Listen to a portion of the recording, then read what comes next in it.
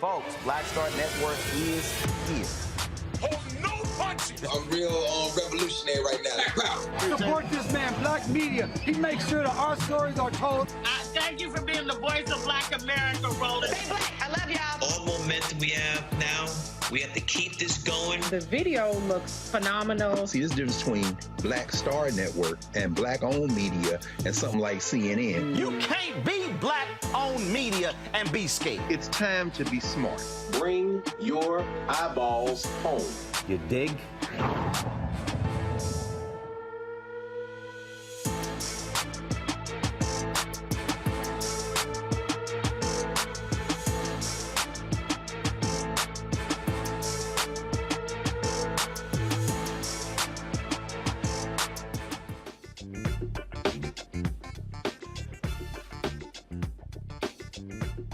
Coming up on Roland Martin Unfiltered, from JSU TV at the campus of Jackson State University.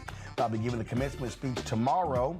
We're live, of course, on the Black Star Network. Brittney Griner, she is headed home. There's been a prison swap, and after spending the last 9 months in a Russian prison, the WNBA star is headed home. We'll show you what President Joe Biden had to say, as well as Brittney Griner's wife, and talk about the family of Paul Whelan had to say.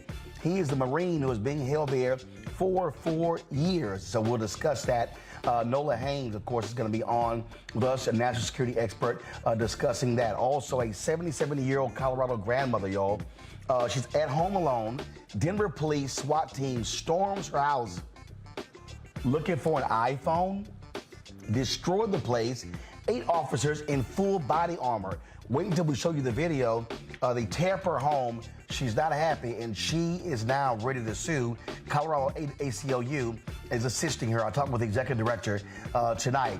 After 3 days of testimony, the prosecutors in Texas have rested in the case of the former officer, on trial for the murder of Atiana Jefferson. We'll tell you about that. And also, he is the youngest mayor in the United States. 18-year-old brother, elected mayor in Arkansas. We'll have him right here on Roland Martin Unfiltered.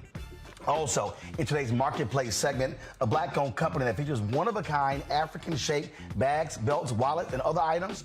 We'll talk about their culturally inspired products. All that and more. It's time to bring the funk on Roland Martin Unfiltered on the Black Star Network. Let's go. He's got it. Whatever the miss, he's on it. Whatever it is, he's got the scoop, the fact, the find. And when it breaks, he's right on time and it's rolling. Best believe he's knowing. Putting it down from sports to news to politics. With entertainment just for kicks, he's rolling. It's on go, y'all. It's Roland Martin, yeah. Rolling with Roland now. He's funk, he's fresh, he's real, the best, you know he's Roland Martin now.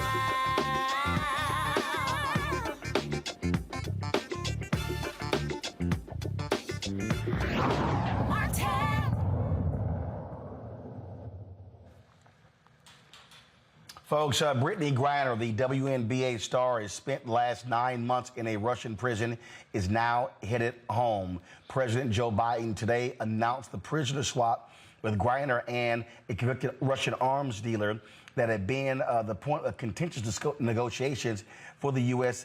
For the last several weeks. CBS learned about this last week, but then they decided, of course, not to actually release the information because of the sensitive nature of the negotiations. So you see the swap there. She's been released for the notorious Russian arms dealer, Victor Bout. Now, the White House initially proposed a two-for-2 swap. Russians rejected that. They said a 1-for-1. They did not release Paul Whelan. He is the former Marine who is the Marine who is being held now for 4 years, they say, due to espionage. This morning, President Joe Biden went before the nation to address the release of Brittney Griner. Moments ago, standing together with her wife Sherelle in the Oval Office, I spoke with Brittney Griner. She's safe. She's on a plane. She's on her way home. After months of being unjustly detained in Russia, held under intolerable circumstances. Brittany will soon be back in the arms of her loved ones, and she should have been there all along. This is a day we've worked toward for a long time. We never stopped pushing for her release. It took painstaking and intense negotiations, and I want to thank all the hard-working public servants across my administration who worked tirelessly to secure her release. I also want to thank the UAE for helping us facilitate Brittany's return, because that's where she landed. These past few months have been hell for Brittany and for Charlie and her entire family and all her teammates back home. People all across the country have learned about Brittany's story, advocated for her release, stood with her throughout this terrible ordeal. And I know that support meant a lot to her family. I'm glad to be able to say that Brittany's in good spirits. She's relieved to finally be heading home. And the fact remains that she's lost months of her life, experienced a needless trauma, and she deserves space, privacy, and time with her loved ones to recover and heal from her time being wrongfully detained. Brittany is an incomparable athlete, a two-time Olympic gold medalist for Team USA. She endured mistreatment and a show trial in Russia with characteristic grit and incredible dignity. You saw Brittney Griner's wife, Sherelle, standing over President Joe Biden's left shoulder. Here's what she had to say. So over the last 9 months, you all have been so privy to one of the darkest moments of my life. And so today I'm just standing here overwhelmed with emotions, but the most important emotion that I have right now is just sincere gratitude for President Biden and his entire administration. He just mentioned this work is not easy, and it has not been. There's been so many hands involved, and so I'd like to take a moment to just specifically mention a few. Vice President Harris, Secretary Blinken, Jake Sullivan, Josh Geltzer from the National Security Council, Roger Cartson and Fletcher, Schoen from the Hostage Envoy's Office.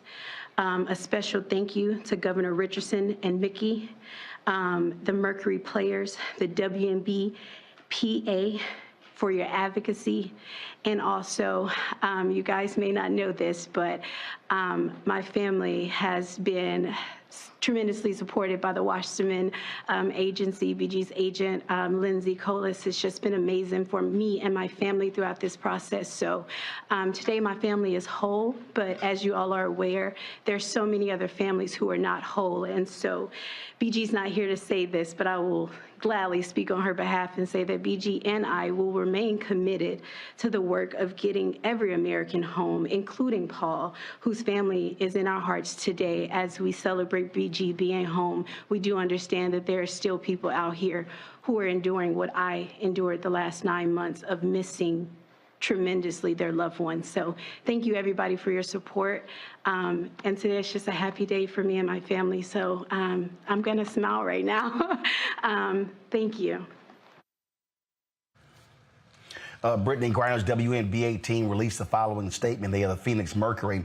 They said, miraculously, mercifully, the count of days detained has ended at 294. And our friend, our sister, is headed back home where she belongs. The emotions for our organization, just like for our fans and so many across the world, are those of joyous celebration, deep gratitude, grief for the time lost, and sincere hope for all families still awaiting the return of a loved one. Now, the deal was the second one in 8 months between the United States and Russia. As I said, the United States failed to negotiate the release of Paul Whelan, an American Marine who has been held the last 4 years on espionage charges there in Russia. Joining us right now to explain what all this means is Dr. Nola Haynes. She is from Georgetown University School of Foreign Service. Doc, glad to have you here. So we've seen all of a sudden a lot of Twitter negotiators and foreign policy experts in international politics who are whining and complaining, saying, how dare President Biden leave a Marine behind? Well, first, Whelan was also there when Trump was in the White House. And with all of the butt kissing of Putin, he couldn't get him home as well. So first, let's explain the difference between their two cases, Paul Whelan and Brittney Griner. Thank you so much, Roland, for having me on to talk about this. I am elated, but definitely still thinking about Paul Whelan being over there, and considering this is the second time that he was not released. When Trevor Reed was released, he was not released, and this time around also. So one of the key differences is Paul Whelan he's in prison because of espionage charges.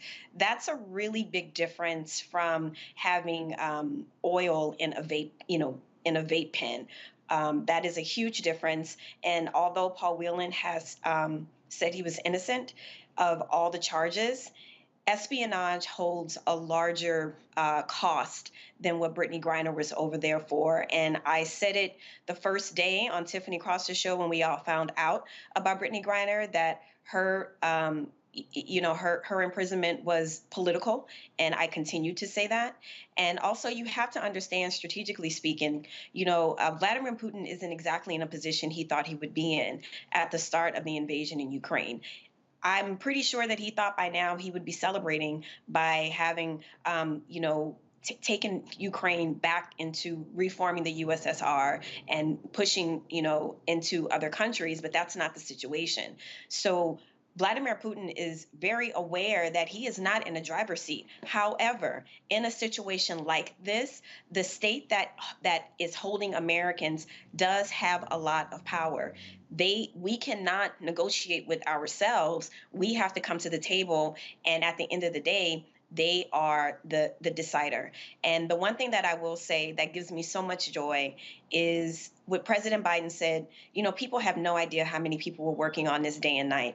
And it broke my heart to see the comments about the Biden administration doesn't care about Brittney Griner, and if she were a man, it would be different. It is an insult to people who literally get up every day, and this is their job. This is what they do, not only just for Brittney Griner, not only just for Paul Whelan, but for Americans that are in prison around the world. This is real work. And I know a lot of people got their Twitter degrees today in foreign policy and international affairs, but this is a very real situation. And I just want to express my gratitude, especially to the State Department and so many different entities across the Biden-Harris administration that made this possible. The point you just made there, I think, is an important one that people don't quite understand. We're talking about sensitive negotiations here. We're talking about when you're dealing with when you're dealing with an actor like Putin. He holds all the cards. We're not trying to give up this Russian arms dealer. Okay, we're trying to get Griner back, and so folk don't quite seem to understand when you don't hold all the cards. Frankly, you're at the mercy of someone else. That the adversary or your perceived enemy has a vote too, and in this situation, that absolutely is the case. I heard comments and I saw things on social media like, "Why don't we send Navy SEALs in? Why can't we just go and get her?" And I want to express something. This situation highlights why it is important for people that look like me and people that look like you, Roland, to actually be educated in foreign policy and international affairs. It's a reason why people like me are in these rooms, need to be in these rooms, advocating for these exact situations. And not only that, but to come back and to educate people on an area, that Americans, frankly, across the board, just really do not pay much attention to. And in this very politically charged environment, people will see a meme on Instagram or see someone tweet something without it being sourced, without it being credible, and they will take it and they will run with it, and that is dangerous. It's actually one of the things that Vladimir Putin is counting on. I mean, he knows our pressure points better than we do. He understands identity. He understands race and gender. He understands all of those things. And all you have to do is just pump social media with a lot of misinformation and disinformation. And in Brittney Griner's case, that is exactly what happened. But I'm happy today that a lot of hard work, a lot of hard negotiating paid off. And, for all of those, new foreign policy experts, I really want to give you the challenge to say, like all the TikTok challenges, actually really start to learn about this stuff. Foreign policy matters for your life here in the U.S. There is no difference between the connection between national security and foreign policy. It all matters. So hopefully this will be an opportunity for people to actually get in some of these, wonderful programs and get educated in these sorts, on these sorts of things, because we need to be in those rooms. We need to be in those spaces. Well, again, first of all, you got to remember we have to deal with the same, experts when it came to vaccines and stuff along those lines. So that's what you get these days. I had to blast Micah Parsons, who plays with Dallas Cowboys, who sent out some stupid tweets this morning. First of all, he tweeted to Biden, "We still not going to be voting for you." And then a bunch of people say, "Well, who the hell is we?" And then he tweeted something to the effect of, we left someone. He goes, "Wait, no, we left a Marine? Hell no." Then he got lit up by folks like me and others. Then he goes, "My last tweet was no shot at Brittney Griner. I'm super happy she's back home as she should be. I just have family who have served, and it's crazy. To me, the president wouldn't bring him home too. I'm the furthest thing from a Trump supporter, but I'm not a fan of Biden either." Well, that didn't work. So then he came back. Just spoke to some people that I respect and trust. I should have been more educated on the topic and not tweeted out of emotion for my family and others who have served. For that, I apologize. Also, if what I'm told about the attempts to bring retired Marine Paul Whelan home are true, then the best outcome was accomplished. I pray Mr. Whelan comes home, but I'm extremely happy for Brittney and her family. I am not too prideful to admit when I made a mistake. Well, that's what happens when, again, you're a damn football player and you don't know a damn thing about public policy. That's where you keep your damn mouth shut and you ask somebody first before you tweet. Mm-hmm. This idea of leaving him behind, it's like as if your mom dropped you off at your grandmother's house and then she wanted to go out and so she just left you there. It's not like that. It's not like the U.S. said, "You know what, we'll take Brittney and we're just going to leave Paul." That is not what happened. It was a deal that was you either take Brittney or nothing at all, because you're not getting both. People need to understand that this is strategy. This is Putin holding on to one of his last pawns on the chess table. His strength is waning. His strength is waning, and he understands that. So he needs something. He needs some sort of leverage. And Paul Whelan, unfortunately, is now also caught up in this game that Putin is playing, because he illegally invaded Ukraine, and he is not winning the way that he thought he was going to win. So he still needs to save face. If we would have got 2-for-1, Putin would have looked incredibly weak. And that is the last thing that Vladimir Putin wants, is to look weak. Well, and also, let's just be clear when we're talking about these cases and what we see right here. We have to understand what happens on the international scene. We have to understand what we're now dealing with. We have to understand that Putin is backed into a corner. But not only that, the family of Paul Whelan came out with a statement saying they understand and are appreciative of what happened. They have said that the Biden administration has done all they could, has been very aggressive. They said they've actually heard more from the Biden administration than they did from Donald Trump. Mm-hmm. Mm-hmm. Absolutely. There are people throughout this administration that take their work very seriously. They're not just there to be there. We're talking about people's lives. We're talking about people's families. And we're also talking about U.S. reputation. I remember before President Biden got elected, and I was at an event in Los Angeles, and Axios asked me, "Why are you here? Why are you voting for President Biden?" And my comment was, well, he's the foreign policy guy. And I stand by that today.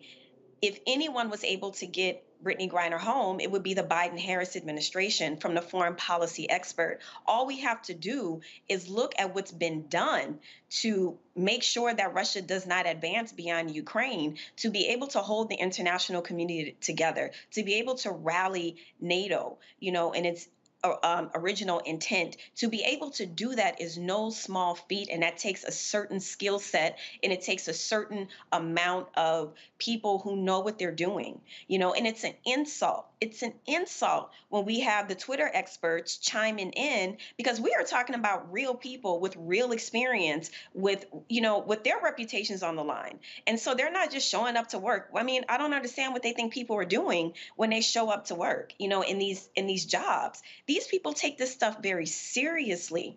And I'm just tired. Frankly, I am tired of hearing from all the pundits and the experts, off in a corner about how much the Biden-Harris administration doesn't care and where are they and what they're not doing. Actually, you're not paying attention is what the real situation is. So let's go ahead and state that fact. That's the reality. And unfortunately, a lot of these people with platforms are misinforming people, and they're running off and thinking that they got this, this new information, and they're spreading it and spreading it and spreading it. And that is also yet another intention from Vladimir Putin. If he's not good at war strategy, one thing he's good at is information. As a former KGB intelligence spy, that's definitely one thing that he's good at. So, I say all that to say that if you really, really are interested in these things, if you're really interested in foreign policy, international affairs, go to school, read a few books. Do not get your education from Instagram and Twitter, because it really has long-lasting consequences. One of the reasons why people weren't talking about Brittney Griner's case is because you actually put her in more danger the more that it was talked about, the more that people were getting upset. You gave Putin more leverage, because it's exactly what he wanted to do. He wanted to cause chaos. He is a chaos agent. And so I'm just happy today that Brittney's on a plane and on her way home to her wife and family. And I hope that we give her the space and grace that she deserves, and also continue to pray for Paul Whelan and his family. I'm going to bring my panel right now, Erica Savage. She is founder of the Reframed Brain podcast. Reese Colbert, founder of Black Women Views. Dr. Greg Card, Department of Afro-American Studies at Howard University. Glad to have all three of you here. Reese, I'll start with you. There were a lot of people who were advocating for Brittney Griner, WNBA, the league, the NBA, WNBA players, NBA Players Association, a number of other folks out there, a lot of African-Americans as well. And so, you saw a groundswell of folks, pushing and prodding this administration. And the State Department said that external pressure was indeed important. By keeping the attention on this issue. Absolutely. First of all, thank you, Dr. Haynes, for breaking it down. It's so good to be with you all today, and we're celebrating the release of Brittney Griner.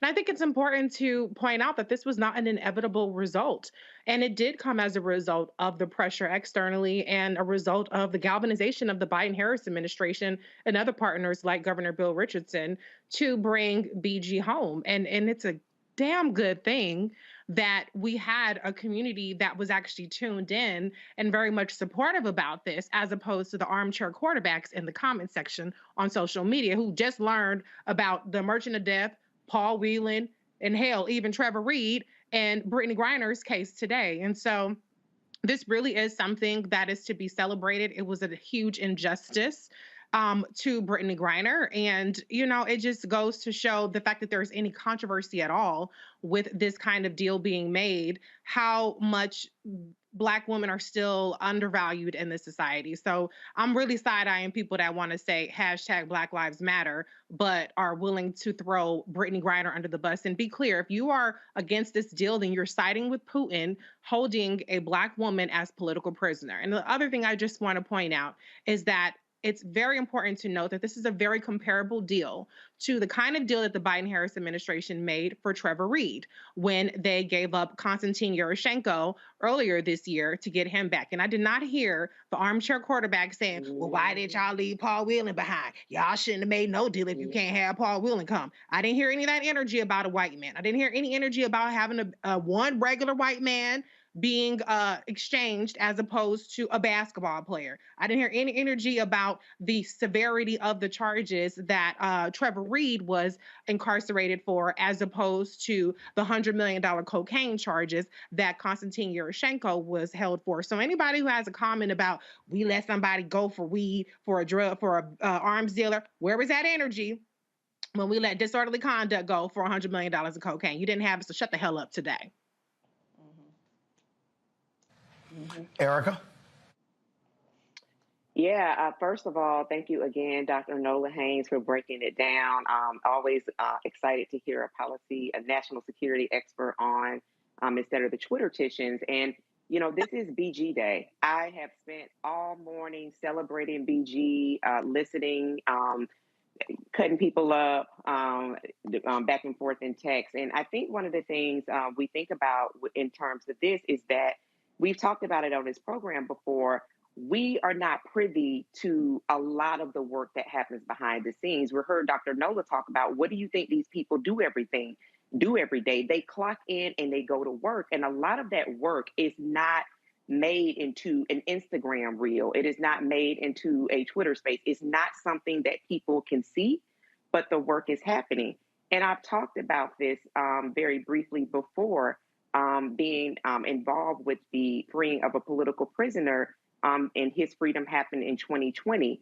And I can say during that year of 2019 that we were traveling back and forth in country, the conversations that were happening on a high level, the places that we visited as a delegation and coming back, and the conversations that were happening back and forth between very high level lawyers and people that were a part of countries, is that the work that you don't see behind the scene is the work that we see it when that person is freed. And being able to meet that person made me think about, immediately I was able to meet him and his wife and his children when I saw a video of Brittney Griner today, and I think that her locks were cut.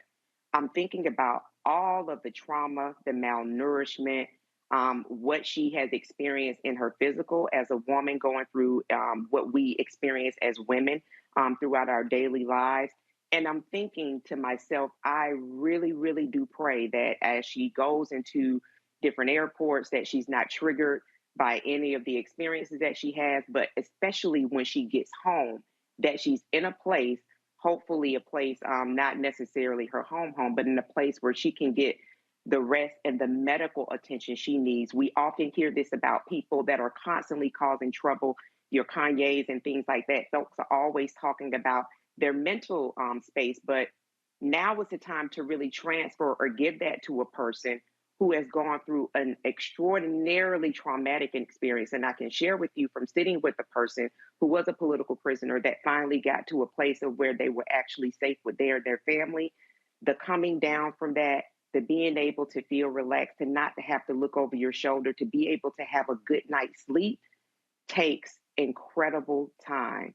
I hope that people will actually take off the comment section and just sit with the fact that this human being that has experienced traumas that many of us will never have to experience before in our life, that she's home and she gets the necessary treatment that she needs, however many months or years that takes for Brittney. But this is her day for her and her family. Very grateful to the Biden-Harris administration and all of the diplomatic and foreign people doing the work and did the work to make sure that she gets to a place of safety. Mm-hmm. The Russians released a video of Brittney Griner boarding a plane and also speaking for the first time. Go ahead and roll that. Brittney Griner getting released from prison and on her way back. Take a listen to her on the plane. What's your mood? Happy. Happy? Well, are you ready for long flight? Yes. Yeah. Yes, I'm ready. Good. Ну, вы знаете, куда вы летите? Do you know where I'm heading to? No. No? No. You fly back home? To the U.S. To the U.S. Okay. What a pleasure it is to say this. Here is a first look. Greg Carr has indeed been a long, guys, kill that video. Greg Carr has indeed been a long 9 months. And for Brittney Griner, it's over. I hope it's over, but as Erica said, I mean, there's reintegration into life, and I would say this: don't ask Brittney Griner any foreign policy questions. Okay, she got caught up. This is an unqualified success for her family. Now let's move to the broader thing. And I couldn't agree with you more, Dr. Haynes. We have to study some foreign policy. The other piece, I don't know who shot that video. I'd love to know, where they were doing the exchange and Brittney Griner went to move to, and I would bet my entire life that she shook hands with Victor Boot as they passed. But you saw they edited that out. Let's see it right here. See that right there? Anyway, the point is this. NBA, WNBA, professional sports pay the women so that they don't have to go overseas. Women, men, anybody traveling overseas, American citizens, if you end up in Russia, and there are still more American citizens there, don't have any hashish oil. Because see, what happened to Brittney Griner is she got caught up in a larger game. Let me be very clear about this. And you alluded to it, Dr. Haynes. The United States made the deal that it could make. Now, honest foreign policy experts will debate this, whether or not Vladimir Putin and the government he controls and the military he controls is winning, losing, or stumbling forth. Now, we get the propaganda in the Western media about Ukraine and all this kind of thing, but let's be clear. The vast majority of governments in the world have not picked a side. Winter is coming. The Russians are threatening to cut off energy that they supply to the EU. The African countries have not picked a side. Latin American countries have not picked a side. And whether it be China or India taking soft positions, Putin is negotiating to sell them energy, and the markets are open. Now, let's get to Victor Boot. One of the reasons the Africans would look at this, and by the way, this was an unqualified success for Brittney Griner, her wife, and everyone here who lobbied for her release, and an unqualified success for Vladimir Putin, who scored a major propaganda victory. Victor Boot gave an interview from prison with the New Yorker back in 2012, and he said, they will try to lock me up for life. He was in prison at then. He said, but I'll get back to Russia. I don't know when, but I'm still young. Your empire will collapse, and I'll get out of here. Let me be very clear about who that man is right there. You see, everybody on the continent of Africa would like a word today. One of the reasons they haven't picked to side with the United States, regardless of the United States foreign policy pressure trying to make the African countries side, is because that man right there, who cut his eye teeth in the mid-90s in Afghanistan with war, is responsible for pumping guns into Angola under UNITA and Jonas Savimbi, who, by the way, was a darling of Orrin Hatch in the right wing of the United States. He was responsible for pumping guns into Eastern Congo in the largest war in Africa with the most loss of life in a war anywhere in the world since World War II. He was responsible for giving guns to Charles Taylor and that crew, setting off violence in Liberia and neighboring Sierra Leone. And when they caught him in Taiwan, oh, no, Thailand, it wasn't Taiwan, it was Thailand. He was setting up a deal in Colombia. That man's not just responsible. I don't even get into Libya and all that. The bottom line is this. That man's responsible not for tens of thousands, not for hundreds of thousands, but for millions of deaths around the world. And finally, I'll end with this. Brittney Griner is and was a pawn in a much larger game of foreign policy. Russia is not only not even close to being finished in this, it is not, and it's not certain at all how this is going to turn out. And the United States of America, making the only deal it could, probably did that as much as a blow for propaganda as it did for anything else. So I am unqualifiedly happy for, fought for, lobby for Brittney Griner's release. And let's also be clear, two things can be right at the same time. In the rest of the world, Vladimir Putin scored a major victory today. I want to go back to Nola. Nola, and let me be clear. I'm not blaming Brittney Griner for anything, but I do, Nola, want to speak about this. You know, 16 years ago, producer Dallas Austin was jailed for a month in Dubai for having 1.26 ounces of cocaine. He was pardoned. There were people like Lionel Richie, Quincy Jones, Senator Orrin Hatch, and others who prevailed on the Dubai government to release him, and he can't return to Dubai ever again. Brittney Griner had been arrested. There were many other athletes who were aware of what was happening with the tensions between Russia and Ukraine, and they were leaving. While she was going there, many of them were leaving saying, hey, it's unsure. Can you just speak to why it's important, first and foremost, for folks to be very well aware of what's happened internationally, so we're not walking into a situation where, as an American, you're getting caught up in international conflict? That's one. But two, also understanding the rules and laws of other countries. And what we may think is fine and legal is not always the case in other places. We've seen other examples where this has happened as well. Thank you so much for asking me that question, because it's so important. And just last night I was at a talk regarding China overreach, which talked a great deal about rising nationalism in China and anti-Americanism in China.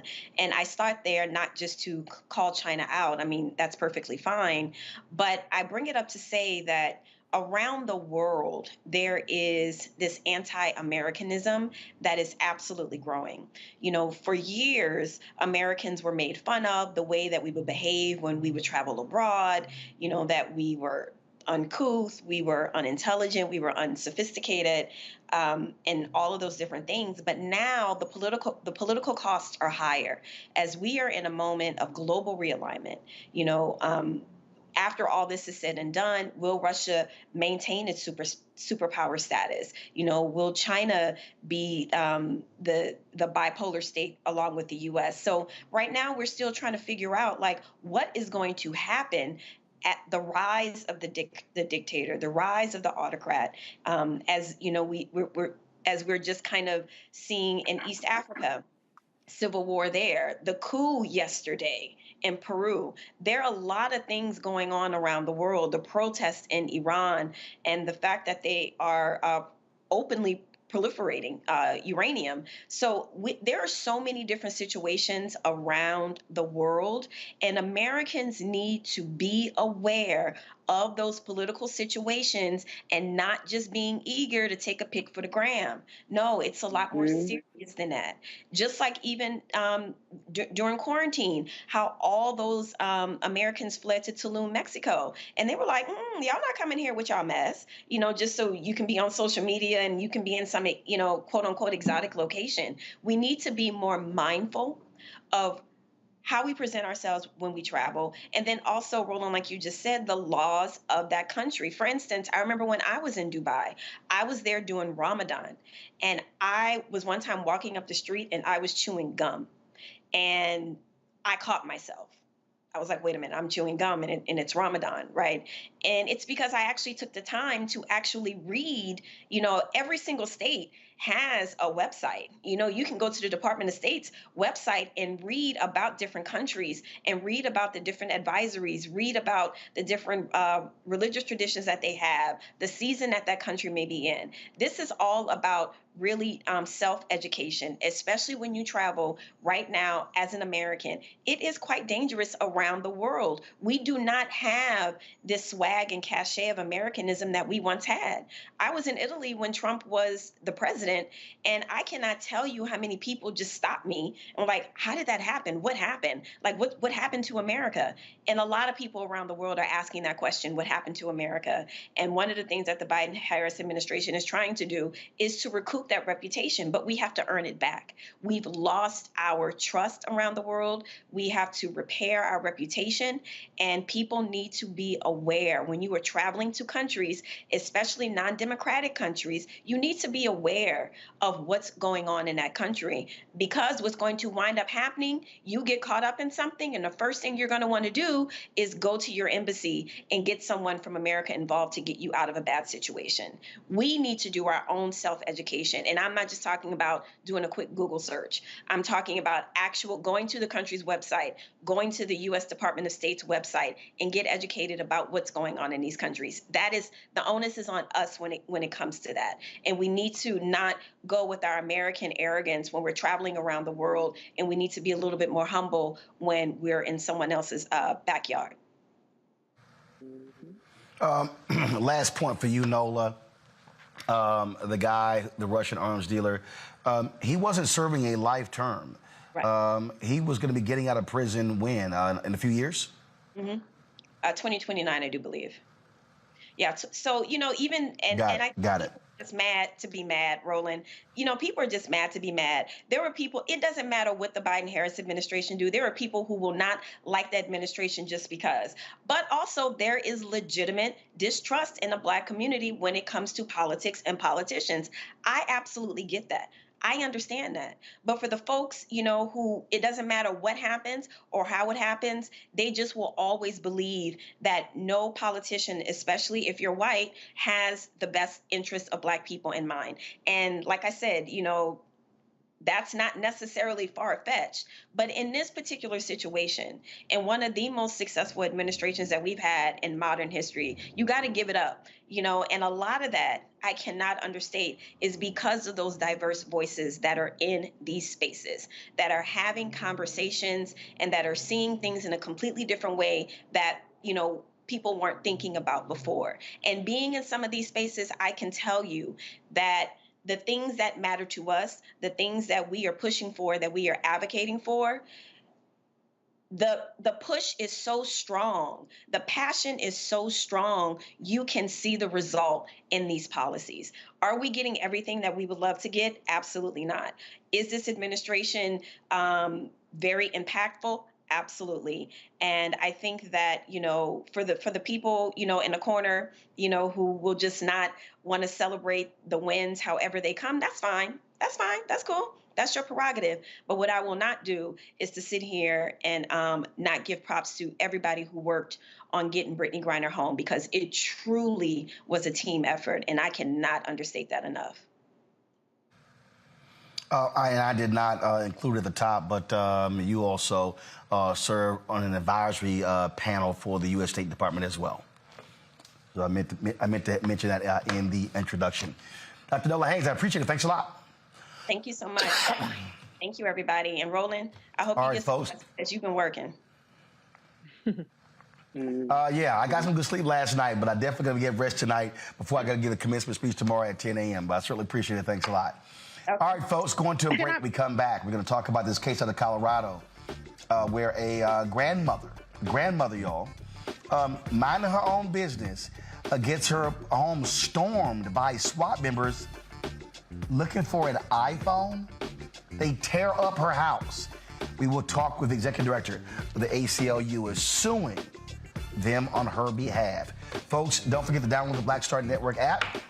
You can watch the show and the other shows that we have on the Black Star Network app. Download to your Apple phone, Android phone, Apple TV, Android TV, Roku, Amazon Fire TV, Xbox One, Samsung Smart TV.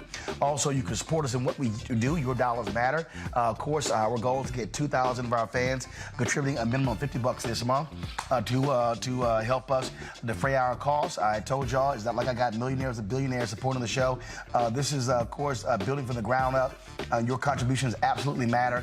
So send your check and money orders to P.O. Box 57196, Washington, D.C. 20037-0196. Cash App, $RM Unfiltered. PayPal is R Martin Unfiltered. Venmo is RM Unfiltered. Zelle is Roland at RolandSMartin.com. Roland at RolandMartinUnfiltered.com.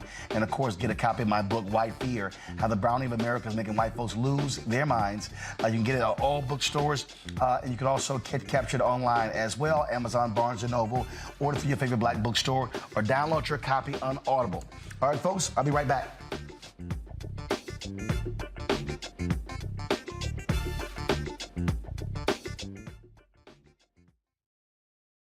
The next Get Wealthy with me, Deborah Owens, America's Wealth Coach. Inflation is on the rise. Interest rates are high. Can you still thrive during these uncertain times? On the next Get Wealthy, you're gonna meet a woman who's done just that, living proof of what you need to do to flourish during these uncertain times. These are times where you take advantage of what's going on. This is how people get rich or richer. That's right here on Get Wealthy, only on Black Star Network. Next on the Black Table with me, Greg Carr, we welcome the Black Star Network's very own Roland Martin, who joins us to talk about his new book, White Fear: How the Browning of America is Making White Folks Lose Their Minds. The book explains so much about what we're going through in this country right now, and how, as white people head toward becoming a racial minority, it's going to get, well, let's just say, even more interesting. We are going to see more violence. We're going to see more vitriol, because as each day passes, it is a nail in that coffin. The one and only Roland Martin on the next Black Table, right here on the Black Star Network. When you talk about blackness and what happens in black culture, we're about covering these things that matter to us, speaking to our issues and concerns. This is a genuine people-powered movement. There's a lot of stuff that we're not getting. You get it, and you spread the word. We wish to plead our own cause. Too long have others spoken for us. We cannot tell our own story if we can't pay for it. This is about covering us. Invest in black-owned media. Your dollars matter. We don't have to keep asking them to cover our stuff. So please support us in what we do, folks. We want to hit 2,000 people, $50 this month, raise $100,000. We're behind 100,000, so we want to hit that. Y'all money makes this possible. Check some money orders. Go to P.O. Box 57196, Washington, D.C. 20037-0196. The Cash App is $RM Unfiltered. PayPal is R Martin Unfiltered. Venmo is RM Unfiltered. Zelle is Roland at RolandSMartin.com.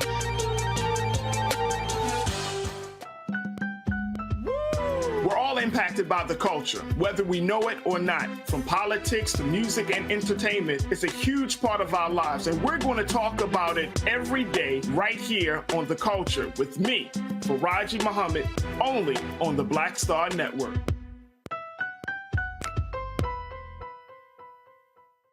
It's Kim Whitley. Yo, what's up? This your boy Ice Cube. Hey, yo, Peace World. What's going on? It's the Love King of R&B, Raheem Devon, and you're watching Roland Martin Unfiltered.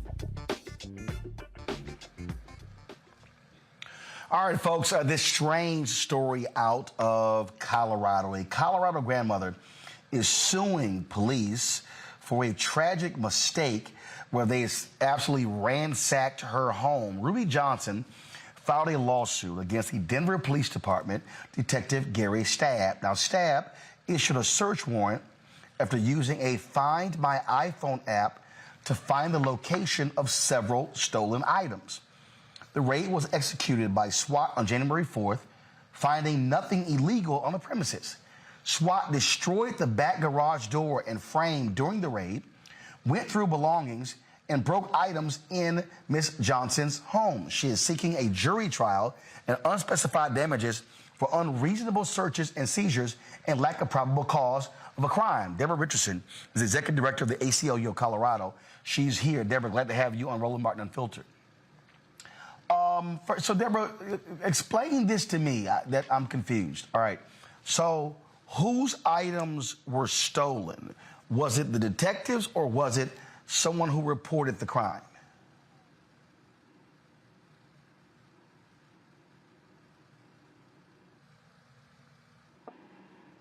Deborah, can you hear me?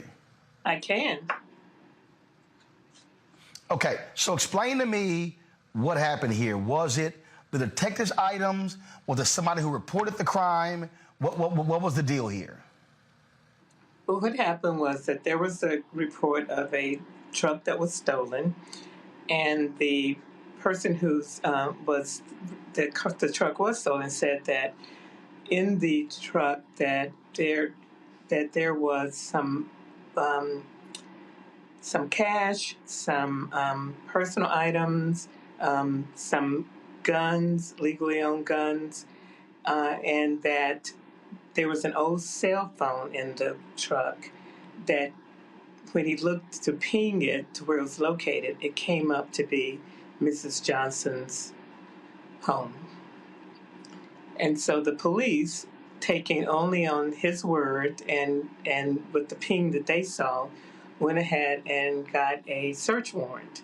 So you had a DA who signed off on the search warrant and a judge who signed off on the search warrant without any additional investigation, no surveillance whatsoever, and they showed up at Mrs. Johnson's home that morning.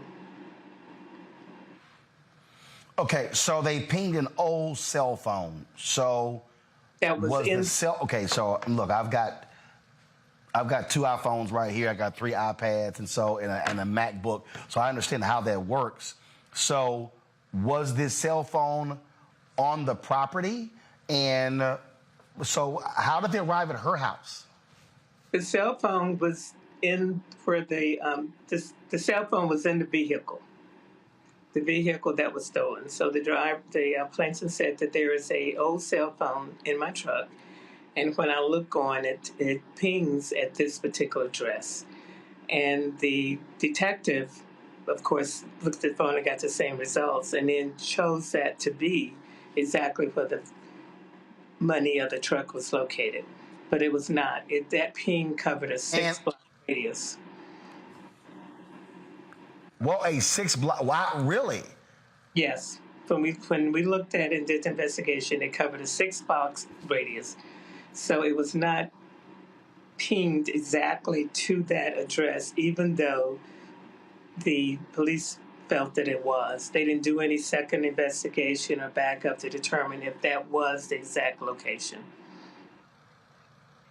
So what I'm trying to understand is, and look, I've seen officers arrive at scenes. I can't think of, first of all, what was the value here? 'Cause I don't understand 8 SWAT members. Hell, that's a hostage situation, not a stolen vehicle with some cash and an iPhone. You're absolutely right. Not only was with the 8 officers that you saw, they had blocked off both sides of the street. They had a helicopter going overhead. I mean, they came in with the full force of that police department to investigate that home. Yeah, I mean, I'm watching this video right now, and they're breaking the door open. Deborah, I'm really confused. I mean, I had my back smash and grab in D.C. My backpack was stolen out, and I had a laptop and 2 iPads and a hard drive and some other stuff, some cash and a passport. I can't imagine the cops sending 8 SWAT officers blocking off the streets, and they're in full military gear over some stolen items. That is correct. So what they believed, though, was based on what was reported that perhaps there was some illegal activity going on. But they couldn't specify what that illegal activity was. But because they had done it... But hold on. I'm confused. Hold on there. I'm confused. How do you know it's legal activity if you don't have surveillance? That's exactly the point. Based on testimony from an individual, based on the ping that they saw, the cell phone that they had in there, that they came up in. Right. No other surveillance, no other investigation. It went full-blown permit to go in and ramshack her home. All right. So they go into the home and they start tearing up stuff. How much damage did they cause in Miss Johnson's house? Oh, irreparable damage. They went up in the attic. They went out to the garage. They pulled out drawers, left up, contents there on the floor, and at all time not really explaining to Miss Johnson what was going on. They said, are you living there by yourself? She goes, yes, I am. Says, do you have any grandkids, anyone coming over? No, I don't. But we're going to go in here and make sure that nobody didn't sneak in your home. You see down there looking up in the...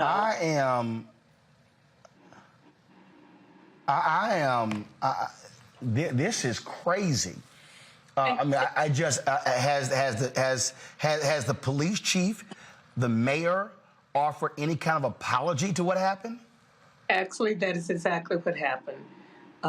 The police chief did issue a apology, said they were not going to defend it, that they were going to investigate their policies and procedures and look at how it could be corrected.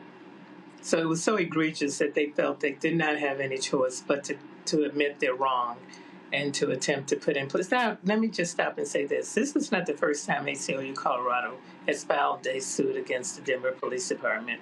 We just settled the case just early this year in March because of their overuse of force with the George Floyd protests that happened here. So this has been a form. Absolutely crazy. Absolutely crazy. Well, Deborah, I am quite sure y'all have a fairly easy case with this lawsuit, and I hope that this sister gets all the money that she can for what she's had to endure. Right. And Roland, what I hope that that I know you probably have already done this, but we need to have some conversations about the militarization of the police force. I mean, no police that is there to defend a community should have these kinds of weapons and be trained to use them. These were weapons that meant to go into war, not down resident streets and in people's homes. I got you. All right. We appreciate you joining us. Thank you so very much. Thank you. Greg Carr, what? I mean, they rolled up in there like there were 20 kilos of cocaine in the house. Well, it may as well have been because the woman's a criminal for being alive. You remember The Wire? Remember there was a time when Daniels and McNulty were going to arrest Avon Barksdale. And Barksdale and Bell were upstairs on the second floor of one of the drug spots. And the two cops that are in charge are sitting in the car, and across the street is every damn police in the city of Baltimore with the battering rams and the guns. And one says to the other, look at these Delta Force MFers. And at that point, Daniels, the brother, comes out and says, we're not going to need you today. And they all look all disappointed. They open the door. People walk out and get arrested. They walk upstairs, handcuff Avon Barksdale, and walk away. The point of what they did to this sister was to get out there and play with their toys. The last thing that sister said was the thing. They didn't make a mistake. They got all this over-militarized stuff. They got all this stuff, all this decommissioned federal stuff. I was in Baltimore the day after what happened with Freddie Gray, and every kind of cop in the world was up there. They had the Manic Police, the damn Clydesdales walking down the on-ramp on the highway. I'm seeing tanks come around with little bobblehead white boys with little soldier helmets at the top, look like they was 5 years old. The police look for an excuse. Look at these Delta Force MFers. The bottom line is this, 38 years ago in New York City, the police were called on a 60-plus-year-old woman named Eleanor Bumpers. The damn New York City police unit called emergency service. Why? She was like $98 behind on her rent. They murdered her. This lady right here is going to get rich, but that ain't the point. Them white boys going to do it again. That's what they do. They got guns. They want to point them at somebody. This ain't going to stop till we stop it. This, Erica, reminds me of in Atlanta when they stormed, Atlanta police stormed the home of a black woman, a grandmother there. She, no knock warrant, and she didn't know what the heck was going on. It was Katherine Johnson. It was Katherine Johnson. She was killed by undercover police officers, and this was 2006. And they entered her home, and it was a botched drug raid. Well, she didn't know who the hell was coming to her house. She fired at them. They fired her with 39 shots at her. 6 shots hit her, killed her. And then, of course, we found out later, one of the cops actually planted marijuana in her house after the shooting to try to cover it up. And, I mean, this is just a perfect example of just how crazed and deranged police are, and how do you even remotely defend this? There's not one person involved in this who should still have a job. Absolutely. And they should have to answer for it in detail.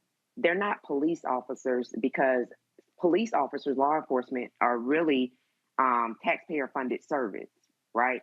These are all-out stormtroopers. I think we've said that in that verbatim or around about that language, but these are stormtroopers. We're talking about a woman who's nearly 8 years old, a retired United States postal worker.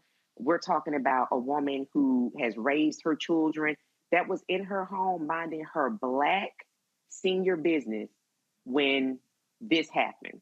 And of course, immediately thinking about, again, irreparable trauma that has been imposed on this woman who has lived through civil rights, who has lived through Vietnam War, who's lived through some things in our country, to then have her country turn up this way to her. And even thinking about in the piece that your team sent, Roland, and reading about how Ms. Johnson, because of the trauma that she experienced, she had to leave her home, and she went to live with her daughter for some time, and then went to live with her son for several months. And I believe it was the youngest one of whom these stormtroopers, when they completely broke into her home, since the warrant was a no good warrant, when they broke into her home, completely destroyed her home and broke fine collectives that she had, one of which that her youngest son gave her. And so just thinking about, she does not feel safe in her own home,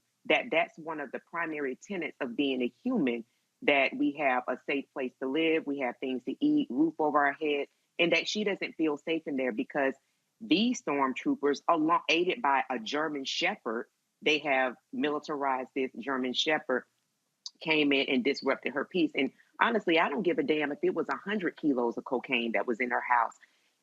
Cocaine cannot get up and physically do anything. What should have happened was that stormtroopers should not be able to arbitrarily, no matter what their rank is create an affidavit, create some type of warrant that says that, well, this is the reason why I need to go into the citizens' homes. There really does not need to be a way that they're able to come into our homes without there being some type of proof of something demonstratively horrible happened in that house. As you said, talked about, Roland, that there would be a hostage situation. You would see the need to have more people engaged. But the fact that none of those things happened, and now we have a woman who in her later years of life engaged, endured this type of trauma, really does say that, you know, as much as we talk about a number of stories, when people think about getting involved in communities and what can they do, get involved with your local community to make sure that on the local side that these things aren't happening, that our seniors feel safe. Do what you can. Don't engage in the things that don't do anything for the good of people. This is what community engagement will look like to keep people like Ms. Johnson feeling safe as best as we can, especially against stormtroopers. Reese? You know, I think the reason why we see this kind of response is because it's a disproportionate response. When we had 376 officers outside of Uvalde, I know that's a different state, them motherfuckers didn't do nothing. They sat there for 40-something minutes while kids were being slaughtered, arresting parents trying to get to their kids. And so, as Dr. Carr pointed out, this was nothing but people playing with their toys and seeing an opportunity where they knew wasn't really that much danger for them, because we're talking about a so-called stolen car. we weren't talking about a hostage situation, as you all pointed out. We're talking about a car, which, by the way, they didn't see because it wasn't there. And they said, let's assemble the boys, the stormtroopers, as Erica put it, so that we can go terrorize somebody. Best case scenario, they get to kill somebody. They get to get off a few shots. Worst case scenario, they end up getting sued. Either way, they get their rocks off and they have no personal consequences for this kind of disgusting behavior. And this, unfortunately, is what we've come to expect to see from these powder roller stormtroopers and these pigs out there terrorizing innocent people. There should be consequences for lying in an affidavit. There should be consequences for making up evidence. But we saw in the Breonna Taylor case that there isn't. We saw in this case there isn't, unless you get paid. That's the only thing that you have in terms of some sort of recourse. But the trauma is something that this woman has to live with and her family has to live with. So it's disgusting, but unfortunately, this is just another day in America. But if I can go back to one point about Brittney Griner, I just want to point out, and I know nobody was blaming Brittney for her detention, but if we're going to bring up the law and the fact that there are laws that need to be followed, I just want to also bring up that Russia did not follow its own laws when it came to the sentencing and sentencing her to a 9-year prison term for something that typically would have been a ticket. And so I agree that we need to be prepared. I agree that we need to do our due diligence, but let's also recognize that this was a case of wrongful detention. It wasn't a case of a proportionate response to the crime that she was alleged to have committed. It was a political prisoner situation. And ultimately, when you are a prime target for that, you could follow the rules to a certain extent, and you're still going to end up in that situation. So I think that one of the things that the Biden-Harris administration did mention today is making sure they put out these advisories. But a political prisoner is a political prisoner, irrespective of the nature of the crime that they're alleged to have committed. I got you. Greg Carr. No, I think you started with me. We the Fed's going to have The point I want to come back, Greg, is this here, and this is a perfect example when you see this over the top reaction. There's a black mayor there in Denver. Okay, this is an example where they shouldn't be waiting for an investigation. These are individuals who should have no police authority whatsoever, because if you use this type of force on this basic story, you have absolutely no sense of discretion, no sense of leadership whatsoever. None. It's tough, though, Roland, because just like foreign policy in the United States is pretty much bipartisan, this type of policy from the federal level to state level, for example, a lot of people beat up Joe Biden, and rightfully so, when he was a senator, talking about that crime bill he supported. But people tend to forget that a great number of black people in this country, particularly upper middle class and upper class blacks, pushed to support that crime bill out of fear for poor and working class and laboring class black people. When you are in a city in this country where the propaganda is that you're not safe, people have given over a great deal of their our policymaking power to decision makers who then become pawns in a much larger game. Now, yeah, Victor Boot was selling arms all over the world, but who's selling all that effing equipment that we just saw today? There are billion-dollar contracts that are domestic contracts. They got to do something with that. And some of that equipment that these white boys and Negroes dressed up in the Paterola uniforms used, some of that equipment is decommissioned military equipment from the United States of America. Again, bipartisan, war on crime stuff. Ferguson happened, Freddie Gray happened, the militarized response to black and brown and working class and poor white people protests in those streets happened when Barack Obama was president. Now, what we have to do now is force our policymakers, elected officials, whether it be mayors, city council. First of all, if you're a mayor or a city council person, you need to stop accepting all this damn equipment and get your damn police force in check. But what you see, Roland, and you know this better than I do because you've covered this at every level of government in this country. The minute you get a mayor or a city council that say they're not going to do that, if you were one of them white nationalist states, they try to take that power out to the county or to the state legislature that they're getting ready to try to employ with this new Supreme Court case they argued yesterday. They're trying to take away people's ability to stop this kind of foolishness. And then finally, if you're at the federal level, Congress people, senators, executive branch. If you are at that level, you got to be a policymaker now that says we're going to cut off these damn contracts to these arms dealers that are domestic and get these tanks, get this flak jacket stuff, get these AK-47s, get these assault rifles out of the hands of these 18 to 26-year-old Call of Duty playing, steroid pumped up, kill everybody moving white boys. This is bigger than simply slapping them and getting a lawsuit. This is much bigger than that. It's an interlocking thing. Indeed. All right, folks, hold tight 1 second, and we come back. He was elected the youngest black mayor in the country, 18-year-old Jalen Smith. We'll talk to him next, right here on Roland Martin Unfiltered. I'm broadcasting live from JSU TV on the campus of Jackson State University, where I'll be giving the commencement address tomorrow morning. Folks, be sure to support us in what we do. Download the Black Star Network app, available on all platforms: Apple phone, Android phone, Apple TV, Android TV, Roku, Amazon Fire TV, Xbox One, Samsung Smart TV. Support us as well by joining our Bring the Funk fan club. Check and money orders go to P.O. Box 57196, Washington, D.C. 20037-0196. Cash App $RM Unfiltered. PayPal is R Martin Unfiltered. Venmo is RM Unfiltered. Zelle is Roland at RolandSMartin.com. Roland at RolandMartinUnfiltered.com. And of course, get a copy of my book, White Fear: How the Browning of America is Making White Folks Lose Their Minds. Available at all bookstores. Get it from Amazon, Barnes & Noble. Also download it from Audible. We'll be right back.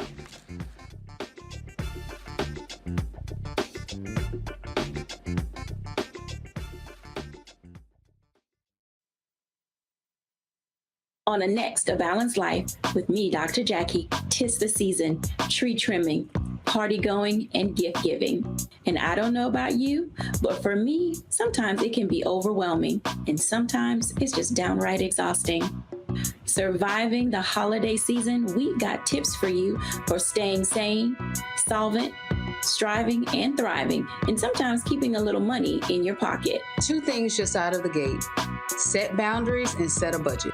On a next A Balanced Life right here on Black Star Network with me, Dr. Jackie. How y'all doing? It's your favorite funny girl, Amanda Seals. Hi, I'm Anthony Brown from Anthony Brown and Group Therapy. What up, Lana Well, and you are watching Roland Martin Unfiltered.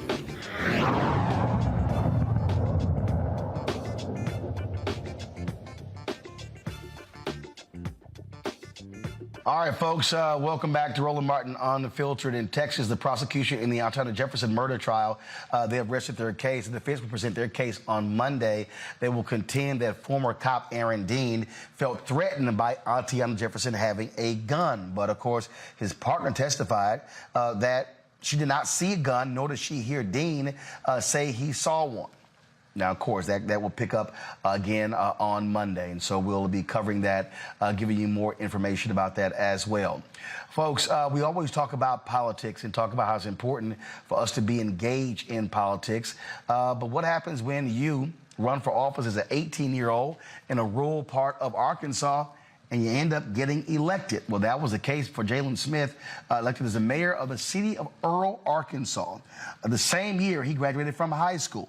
He's going to leave the town about 25 miles north of Memphis, population 1,785. He beat Nemi Matthews, a sanitation superintendent, who got 235 votes to Matthews' 183 votes. Smith campaigned to improve public safety, bring new businesses, and a much-needed grocery store to Earl, Arkansas. Joining us now is the mayor-elect of Earl, Arkansas, Jalen Smith. Jalen, how you doing? Doing good. How you doing, sir? So how did you come around to this decision? You were sitting around in high school going, you know what, I can be the mayor. Yeah, so well, high school, it all started in high school with Student Government Association. And in the organization, we made a difference in school. Not only we made a difference in school, but we made a big impact in the community. And so with that impact we made in the community, I wanted to do more, and I decided to run for mayor. Now, did any of your classmates, family members, or church members, or anybody else say, have you lost your mind?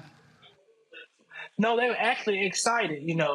I had some friends say, boy, you can't do that, but most of my friends and family was very excited about it. Now, again, making this decision, what did you go through to say, I'm going to jump in and I'm going to make this happen? Well, when I go through, like, How long did you think about it? I thought about it for like 2 months before I decided to put my hand in the hat for mayor. I started my campaign January 1 of 2022. And when I first announced my campaign, a lot of people, took me as a joke, he don't want to be mayor. He don't want to be mayor.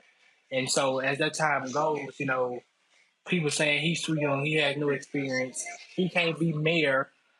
I just kept going because I use negativity as motivation for me. So, less than 2,000, rural town. And what for you is the number one issue in Earl, Arkansas? The number one issue in Earl, Arkansas is public safety. A lot of people, our police department is not a 24/7 police department. After a certain time, we have to rely on the county. And so that is a big problem that we have, our public safety. Not only with our public safety, but we also have a volunteer fire department. When the fire occurs, takes about 30 to 40 minutes to come put out the fire. By the time the house could have been saved, it would have been burned down. And so we need to improve on those two the most. All right. Let's see here. Questions from my panel. Let's see here. Reese, you're first. Congratulations on your win. Thank you. I just wanted to highlight a part of your background. I saw that you are differently abled in terms of your learning capabilities, and you aim to be an inspiration for folks who, are not necessarily able to score the highest on standardized testing or even necessarily get the highest grade. So can you just talk a little bit about how you've overcome that, or how you are, helping bring light to the fact that just because you have different abilities doesn't make you deficient in any kind of way? Gotcha. Throughout high school, I, wasn't, as able to learn as quicker than everybody else because I really didn't like education. My heart wasn't in it. And I found something that I was in, like student government. I was in that. Everything I can learn quickly, do different things like that. But it don't matter how slow or fast you learn. Continue to push, because I'm actually a student advocate for people with learning disabilities. Throughout high school, across the country, people are in special education and they're, being taught according to the IEP. But it's basically the IEP is failing them because you have to take what's called a state standardized test at the end of the year or end of the quarter. And when you take those tests, those students are still failing because, how can you teach a student based off the IEP and you giving them a state standardized test that's on grade level? That's impossible.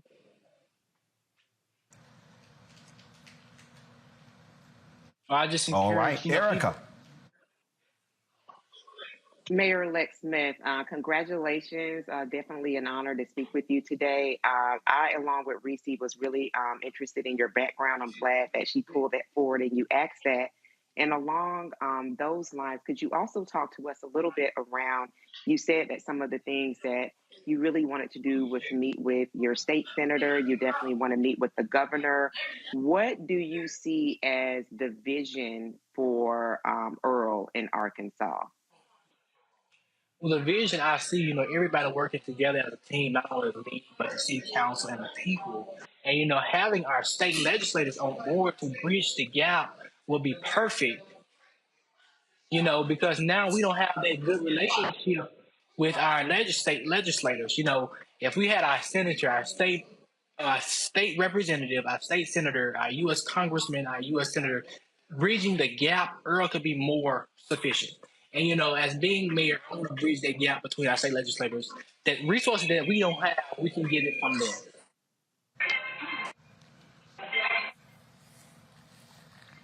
Greg Carr. Thank you, Roland, and congratulations, brother mayor-elect. When I was just a couple of years older than you, there was a cat in Louisiana named Cleo Fields. He was at Southern University at the time, and he ran for the state legislature and won. He became a congressman, went back and forth, wondering whether or not mayor is the ceiling of your political aspiration? And could you tell us how much time does the mayor of Earl spend doing that work? Because I'm wondering, you say that maybe education wasn't the way that you moved in high school, but I'm quite sure there are a lot of schools, Pine Bluff, right across the Mississippi River, down in that Delta, maybe someplace like Jackson State where Roland is, that might be interested in signing you up to go to school there. Any thought, how much time does it take you to work as mayor? What's the average day for a mayor like, and what kind of things do you have in mind as you continue to advance your political career? A mayor's job here supposed to be from 8 to 5. With my education, I'm actually currently attending ASU Mid South Community College. But with balancing mayor and my education, of course, my education is a priority and mayor is a priority. So I would balance that by going to school online as far as college wise. And with mayor, for us, we have a lot of work we have to get done here within the city of Earl. Like when I say work, we have a lot of work. We have to improve on our public safety, our streets. We have to improve on our beautification of the city, because our city, when you come in of the city, it's so, with paper on the ground, like everywhere. So we want to improve on those areas, not only those areas, but flooding issues, grocery store, because a grocery store is a big piece that people want here with their community. And I know it's going to take work, because when I was in high school, I was told no a lot, but as man I am, I kept going to get that answer, because I know behind every no, somebody's waiting to say yes. Yes. Go ahead, man. Yes, sir. Well, Jalen, first of all, congratulations. First of all, is the mayor of Earl a paid position? Yes, sir, it is. All right, so you ran and got you a job, so that's cool there. Yeah, you can still be mayor. Look, a lot of people go to school online, so you got a lot of options there as well. So when do you get sworn in? It's going to be January the 2nd. I just got to contact the courthouse to get the specific time and everything. Okay, all right then. Well, look, good luck with that. Hopefully, y'all gonna live stream your swearing in, so all the folks around the country can check it out.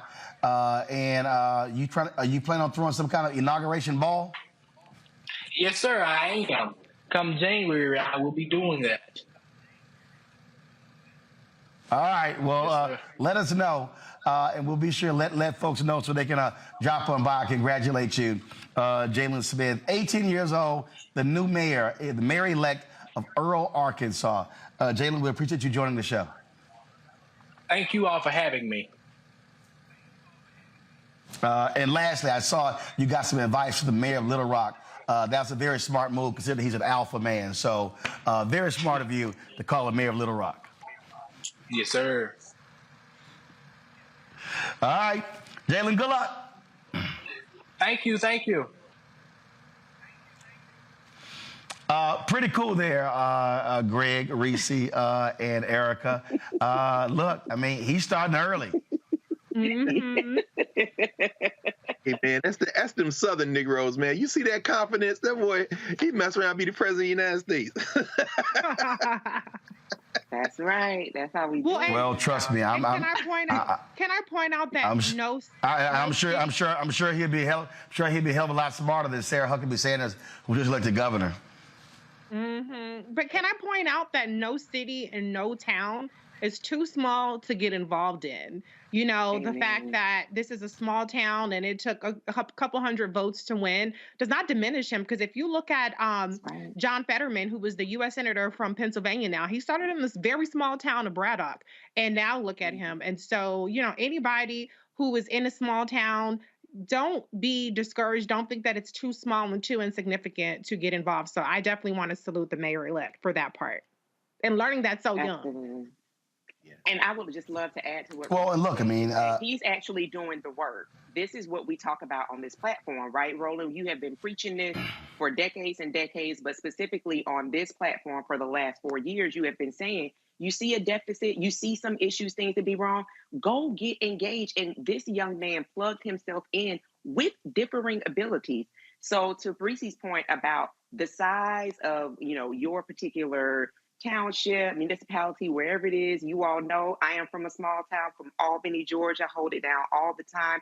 It does not determine what your destination is, because one of the things that he said in that piece is that he also wants to be a great political asset, along as an inspiration as well, to let people know that, look, you can do exactly what I'm doing too. So kudos for Mayor-elect Smith for doing the work that Roland Martin has been preaching for years and years. Brother found a deficit and got engaged. I think about, Mondale Robinson, who ran for mayor of Enfield, North Carolina, a population almost the same size as Earl, Arkansas. And I remember we had Mondale on the show. This is a town that's virtually all black. But what was crazy is about 2,300 people there, and they had this Republican mayor. And very few black people, they dominate the city. Very few black people even going to the city council meetings. He ran on a very progressive agenda, got 75% of the vote. So the whole point here is you can't just sit around and talk trash and complain and whine about what needs to be done if you don't want to be engaged and get involved. And so, look, look, the voting age is the voting age. If you can vote at 18, you can run at 18. And so he graduated from high school in May, and here he finds himself in November, the mayor. So come January, he's going to get sworn in. And so I really hope folks do understand that we have representative politics. And there are rural towns, there are small cities, suburban towns around major cities where people can run. And y'all hear me say all the time as well that all these elections, I was on a chat last week and the people complaining, oh my God, you got to raise lots of money. No, there are a lot of elections out there that don't require a lot of money. It's just a matter of you get involved. I just think just a lot of people are hoping somebody else stands up and does the work. And a lot of us just want to sit around and complain.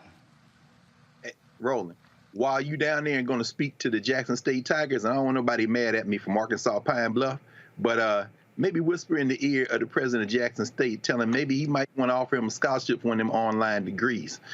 Because he's in the Mississippi Delta, right down the street. Oh, yeah.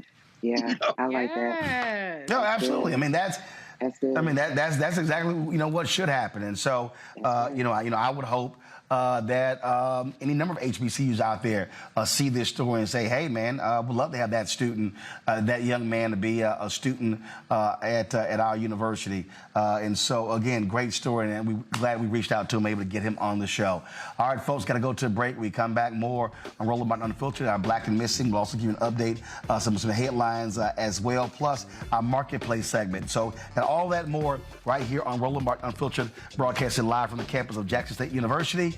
We'll be right back.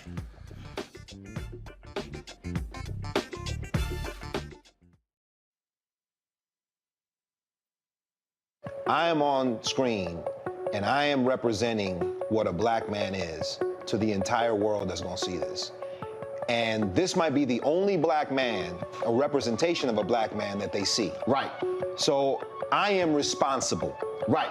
For how they see black men.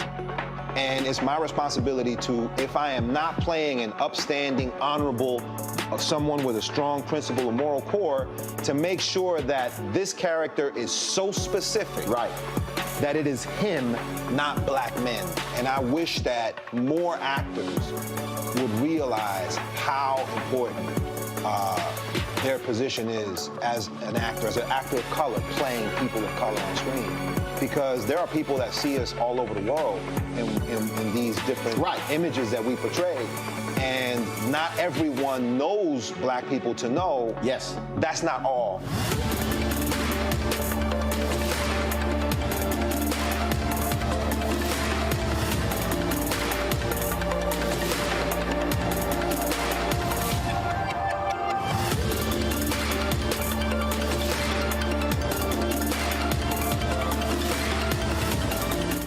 My name is Charlie Wilson. Hi, I'm Sally Richardson Whitfield. And I'm Dodger Whitfield. Hey, everybody, this is your man, Fred Hammond, and you're watching Roland Martin, my man, Unfiltered.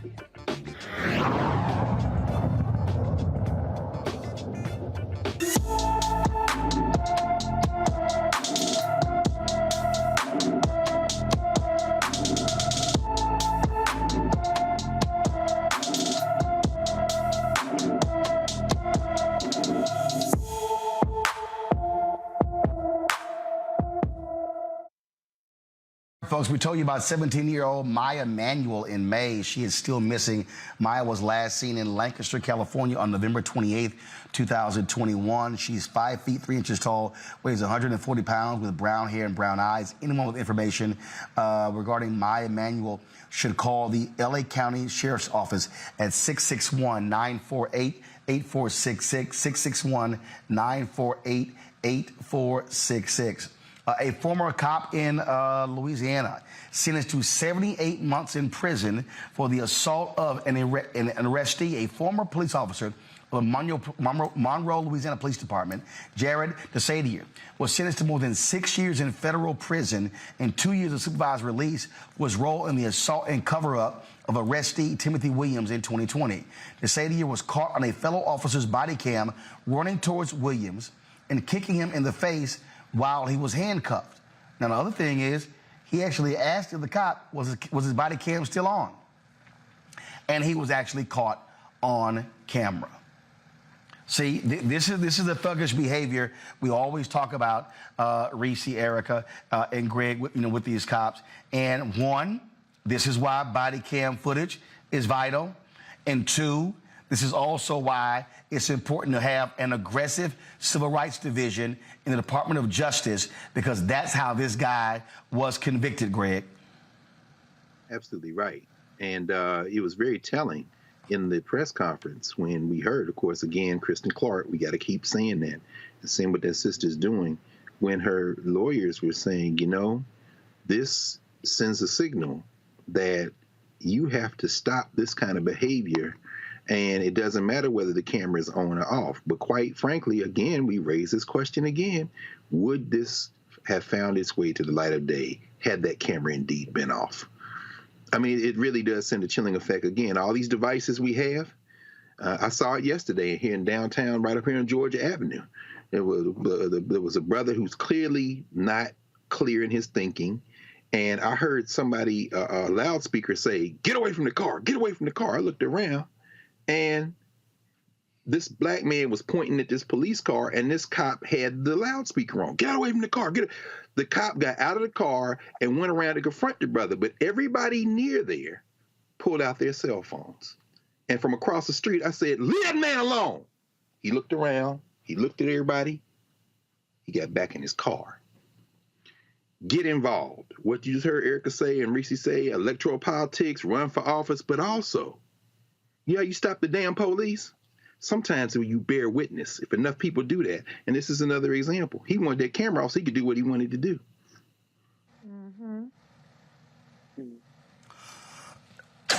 The thing here, Reese, when we think about, I go back to that fool Michael Parsons with the Dallas Cowboys, when he deleted the tweet where he said, we still not gonna vote for you, Biden. Let me remind people, the Trump DOJ, Jeff Sessions and Bill Barr pulled back on the prosecution of cops. They said that it was hurting morale of police officers. This Biden-Harris DOJ, led by Kristen Clark, Civil Rights Division, they've been very aggressive at putting cops behind bars, as well as folks who are correctional officers and wardens. First, let me say, Micah Parsons, shut your stupid ass up. Shut your dumb ass up. Nobody even asked you for your endorsement for who you voting for. You probably didn't vote. I looked at his timeline. The only reference to vote was vote for him for some sort of Pro Bowl or whatever kind of bullshit. So you ain't even no voting advocate one way or another anyway. So shut the hell up. But to the point is, it matters who you have in these positions. Elections have consequences. Kristen Clark, Vanita Gupta, even Merrick Garland, for some of his faults, it makes a difference. Now we have consent decrees coming back. Now we have pattern and practices investigations coming back. Now we have hate crimes convictions and some measure of justice for these kinds of atrocities that are being committed all day, every day. And so anybody that wants to make it seem like this doesn't make a difference or it's not moving the needle at all, then I want to know what your priorities are. Because it seems like you don't want to have anything that's related to policy. You just want to bump your dumbass gums on Twitter or whatever else. And so I'm relieved to see something happening here. And I think we need to be really paying more attention to what's happening with the Civil Rights Division, because I do think that they are starting to send a message. And to Dr. Carr's point, it does matter having your cameras out. It's not just the body cam footage, because we've seen in cases around the country and in past years where it takes years to get the body cam footage. Or people say one thing about the body cam footage and it's a whole other thing that's happening. They get turned off. And so the involvement of people who are around to witness these kinds of things is important. And then the last thing I'll say is, I wish that we could get to a point where it didn't take footage. It didn't take stuff being leaked. It didn't take going viral to get folks to act on holding these police officers accountable. Erica. Yeah, I mean, this is stormtrooper culture thriving at its best. And I think that when people look at what does work is an administration with people that understand the work. And the work might not be something that, again, folks will see in an Instagram reel that'll take anywhere from 6 to 10 seconds to digest, but that work is being done and we're all better for it. I think that this also underlines the importance of understanding, honestly, what folks are supposed to be doing in communities. That police, again, are supposed to, they're paid by us, by taxpayers, and they're supposed to be serving and protecting. And again, if we, Dr. Carr just explained an action that he took along with people that were around him to get one person with this presumption of authority overall, that's the stormtrooper. But seeing that kind of crowd coming back and letting him know that we see you when we got you on footage caused him to think again. So as Dr. Carr said, get involved, but also not just in the recording and the social media piece, but again, get engaged in what's happening in your community. There's sometimes advisory boards, things of that nature that are set up that sometimes have little to no representation on it. And representation meaning that if you got white police officers or police officers in your community and it's all Black, there should be some people that are on a board, representative looking like you, that are there to talk about issues that they're having with those people in their community. So again, this is just another lesson here on Roland Martin Unfiltered, to say this again does say that this is why it's important to vote. And this is what engagement then yields. It yields results where people are actually, to some measure, held accountable. It doesn't stop the trauma, but it does help people to be held accountable for their hostile and violent actions. Indeed are. So, folks, let's go to Kansas, where 2 Kansas high schools are investigating a potentially racist incident between 2 opposing schools at a boys' basketball game. Valley Center High School allegedly used racial slurs and threats and used black baby dolls to taunt players during a basketball game with Topeka High School. After an investigation, the schools found no evidence of specific racist taunts, but acknowledged Valley Center students acted inappropriately. Topeka High School coach Gio Lyons disagreed with the findings. The way the teams were treated, the boys team specifically, it's flat out racism. People are trying to dismiss the fact of the racist acts and really just focus on the taunting that took place. The taunting you hear wasn't the only taunting that took place. Other taunting that was used was my players were called the N-word. My players were called out of their name. My players were threatened to be lynched during the exit of the game. Of course, of that time, not one administrator, not one adult working that game stood up for my team. Valley Center Superintendent Corey Gibson met with the NAACP, and Topeka High School reported the incident to the Kansas State High School Activities Association. New York City Mayor Eric Adams has appointed the first Black woman to serve at the city of New York as deputy mayor. Sheena Wright currently serves as New York's deputy mayor of strategic initiatives and is the former president of the United Way of New York City. Wright will step into the position in January after former first deputy mayor Lorraine Grillo's departure in November. The Respect for Marriage Act is on its way to President Biden's desk to be signed into law. Today, the House passed the measure 258 to 169. The Senate passed it 61 to 36 last week. The Respect for the Marriage Act will require the federal government to recognize same-sex marriages performed in states where they are illegal. The bill will officially repeal the Defense of Marriage Act, a Bill Clinton-era law excluding same-sex couples from marriage under federal law. All right, folks, time to go to a break. We come back, our marketplace segment, where we're talking about a company that is selling African-themed items. We'll tell you more about it next on Roland Martin Unfiltered, right here on the Black Star Network.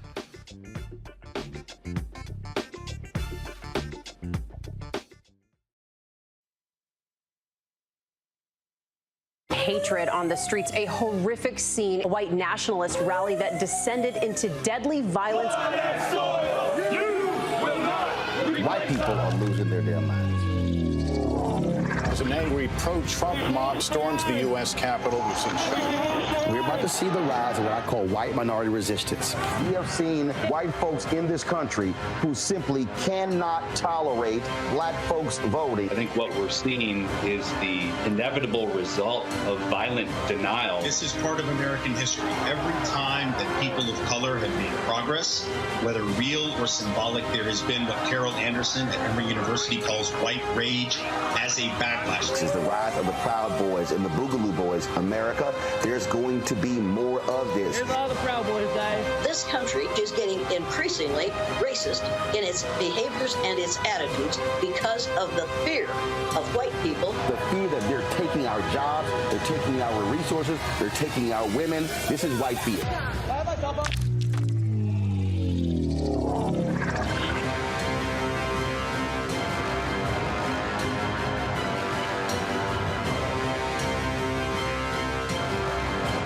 Black Star Network is here. Hold no punches! I'm real revolutionary right now. Support this man, Black Media. He makes sure that our stories are told. Thank you for being the voice of Black America, Roland. Stay black. I love y'all. All momentum we have now, we have to keep this going. The video looks phenomenal. See, this difference between Black Star Network and black-owned media and something like CNN. You can't be black-owned media and be scared. It's time to be smart. Bring your eyeballs home. You dig?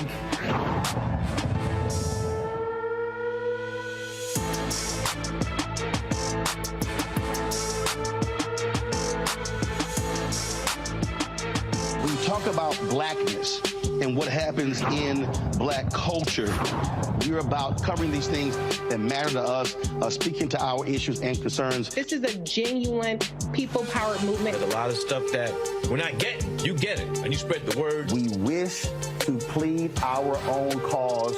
Too long have others spoken for us. We cannot tell our own story if we can't pay for it. This is about covering us. Invest in black-owned media. Your dollars matter.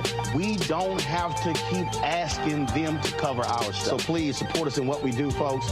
We want to hit 2,000 people, $50 this month, raise $100,000. We're behind 100,000, so we want to hit that. Y'all money makes this possible. Check some money orders. Go to P.O. Box 57196, Washington, D.C. 20037-0196. The Cash App is $RM Unfiltered. PayPal is R Martin Unfiltered. Venmo is RM Unfiltered. Zelle is Roland at RolandSMartin.com. Next on the Black Table with me, Greg Carr, we welcome the Black Star Network's very own Roland Martin, who joins us to talk about his new book, White Fear: How the Browning of America is Making White Folks Lose Their Minds. The book explains so much about what we're going through in this country right now, and how, as white people head toward becoming a racial minority, it's going to get, well, let's just say, even more interesting. We are going to see more violence. We're going to see more vitriol, because as each day passes, it is a nail in that coffin. The one and only Roland Martin on the next Black Table, right here on the Black Star Network. My name is Charlie Wilson. Hi, I'm Sally Richardson Whitfield. And I'm Dodger Whitfield. Hey everybody, this is your man Fred Hammond, and you're watching Roland Martin, my man, Unfiltered.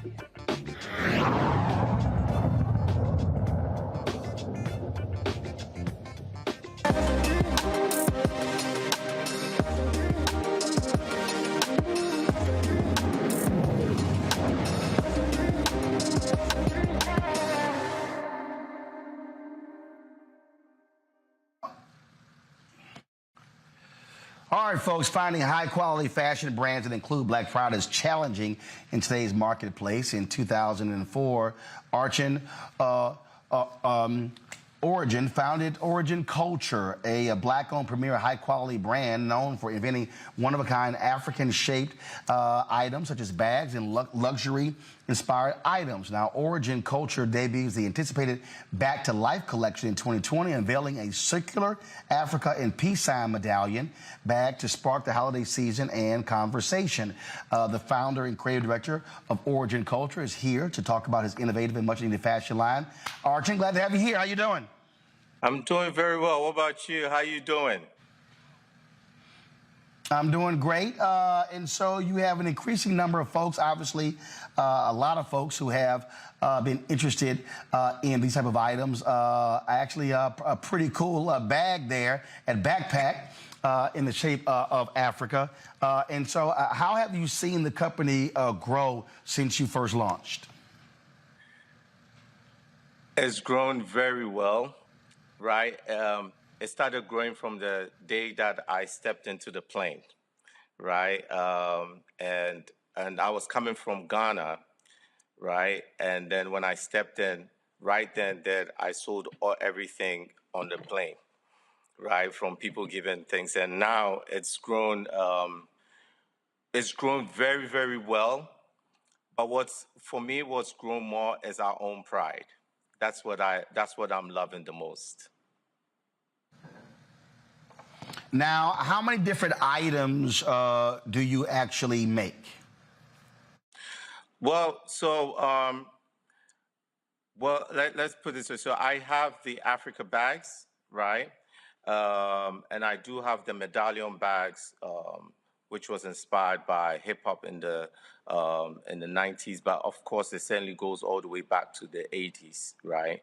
And then I just released the Africa passports. So the United States of Africa passports.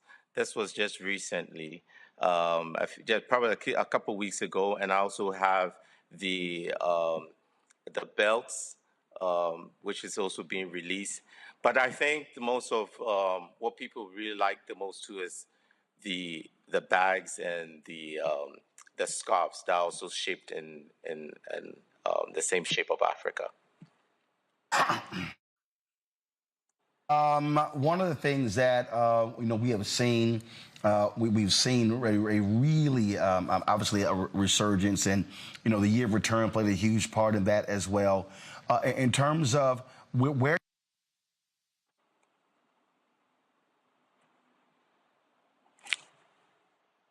Sorry, I couldn't hear you. It went on mute.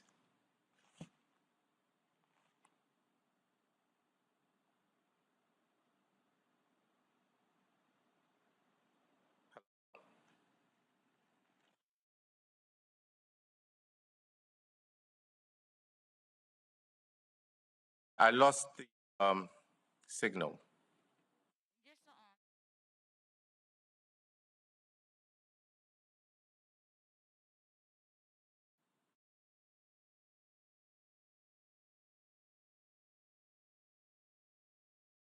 Can you hear us, Brother Origin, myself, Reese, and Erica? Yes, I could hear you now. Yes, I could hear you. Okay. Well, while we're waiting on Roland to come back, let me ask you a quick question, brother. Obviously you're a son of Ghana. I feel like I'm picking up a little Kwame Nkrumah in your swag, and of course there's Telfar Clemens next door there, Liberian. I saw that you mentioned in an interview, I think it was with Essence, where you talked about you ran a magazine for about 10 years, and you say you launched some of this stuff out of the home of W.E.B. Du Bois. I've been to that house, man, where he and Shirley spent the last of his life. Talk to us a little bit about your philosophy of Pan-Africanism, brother, because it seems like it's all over what you're doing. Yes. I always say to people that I didn't choose to be here. I was chosen to be here, right? And everything aligns accordingly, right? So, for example, that's why I launched the magazine at W.E.B. Du Bois's house. That's where it was launched. That was the beginning of it. And as a matter of fact, I also got the blessing from Molifi Asante. Yes. Was in the temple. He was my teacher when I was in Temple. And when I started the Origin Culture, I actually asked him, what do you think about this? And he says, you have my blessings. So there's a lot of blessings I've had from people all over the world. I actually had blessings also from Winnie Mandela, personally, where she said, my grandson, I want you to do this. So when it comes to us launching this at W.E.B. Du Bois, it was also another sign. What does Pan-Africanism mean to me? For me, I always say, I don't believe in an African dream without Africa and the diaspora in the Africa dream. There's no African dream without Africa and the diaspora, plain and simple. So that's what Pan-Africanism means to me. And as you see, that's why even if you realize I just launched the Africa Passport. And Africa Passport is pretty much saying that we are all Africans. Whether you were born in Jamaica, whether you were born in America, whether you were born in UK, we're all Africans, and we cannot see an Africa the way we want to see Africa without us all coming together. That's beautiful, brother. Hey, man, I asked you more. I'm back. Before my good. I'm back here. Before my my mic dropped out, the question I asked is, where are your items made? Where are they manufactured? Well, yeah. So I have some stuff that I made in Ghana, and then I also have some that I also made overseas. What I've learned is I look at where the quality of product is, right? Or the quality of raw material is. And that's why I also get my sourcing and also production also done at. So there's some stuff that could also be done in Ethiopia. And there's some stuff that we could also look also in some places like India because they have quality of the things that they have there. Question, Erica. Yes, thank you so much. It's so great to be on and talk with you today because interestingly, 2018 Essence, one of my good friends actually met you. She has had one of your backpacks since 2018. So it's really great to speak with you in person. One of the things I wanted to know is that around the pieces that I'm seeing that you that are on your website now, any fashion shows or any collaborations that you're hoping for sometime in the near future? Collaborations, yes. You've asked me a very good question because I've been struggling with this personally. I don't see myself as a fashion designer. I see myself as an artist, right? And I also see myself as an activist in the way that I do my things. So I don't want to be conformed into or categorized into fashion. I want to be free because that's what I am personally, free. So I want to be in a position where as much as we are making luxury items and some might put us in the position as being in fashion, I want to tell my own story. And telling our own story, I don't think having a fashion show alone will tell my story. Thank you. Reese. Yes, I'm so thrilled to be here with you. I think your products are drop dead gorgeous. But speaking of telling your own story, I know that one of the things that Black creators tend to struggle with is knockoffs, impersonations, and other people who, thrive off of your artistic creations, your designer creations. Is that something that you found has hurt your business or impacted your business at all? Or because your brand is about more than just, just the aesthetics, you haven't necessarily been as impacted by that? I'll tell you what. I remember the first time we saw the first, and I don't like to even use the word knockoff, but the first time I saw someone that created a bag after I'd created it years after. And everyone was like, oh, you have to sue them, you have to do this. And for me, the answer I gave them was, I'm here to tell a story.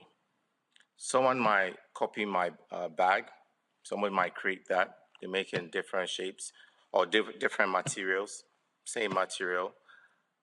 I'm more concerned about my story. I'm more concerned about uniting all African descendants together. This has been what we've been since the time we were a magazine, and even now. So for me, is you could steal someone's product, you could steal someone's style, but you can't steal their story. The story remains, and we have been handling or working around what our main story is to be where we are. So whilst they are thinking of maybe doing something, I'm looking ahead. I'm looking about more of how can we tell the story. What matters to me is what we're doing right now. That's what matters to me. The fact that I'm coming from Ghana, and then I'm having my brothers and sisters on here and we're chatting. That is what matters to me.